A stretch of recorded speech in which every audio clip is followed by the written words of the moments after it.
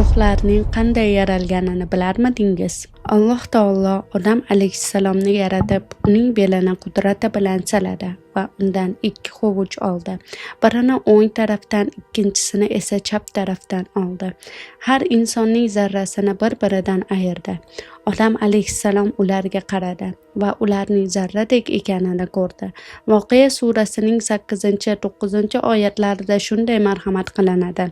Bas, u 3 toifadan birinchisi o'ng tomon egalaridir. O'ng tomon egalari bo'lmoq ne saodatdir. Ikkinchi toifa shum chap tomon egalaridir. Shum chap tomon egalari bo'lmoq ne baxtsizlikdir. Shunda Odam alayhissalom Alloh taolodan so'radi: "Ey Robbim, jahannam ahlining amali nima?" Alloh taolo unga shunday marhamat qildi: "Menga shirk keltirishlik, yuborgan payg'ambarlarimga ishonmaslik va ilohiy kitoblarimdagi amr va qaytarganlarimga amal qilmasdan menga isyon qilishdir."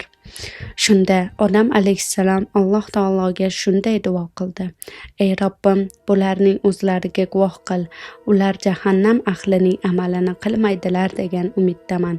Alloh taolo ularning nafslarini guvoh qilib: "Men sizlarni Robbingiz emasmanmi?" deb so'radi. Ular: "Sen Robbimizsan, biz guvohlik beramiz" deyishdi. Ularning bu tasdiqlashlariga Alloh taolo Odam alayhissalom va farishtalarni ham guvoh qildi. Bu ahdlashuvdan keyin ularni yana oldingi makonlariga yubordi. Chunki ularning hayotlari faqat ruhoniy hayot bo'lib, jismoniy hayot emas edi. Alloh taolo ularni Odam alayhissalomning beliga joylashtirdi. Barcha ruhlarni qabz etib arshning xazinalaridan birida saqladi. Alloh taolo ruhlardan "Men sizning Robbingiz emasmanmi?" deb so'ragan kun Misoq kuni deb ataladi.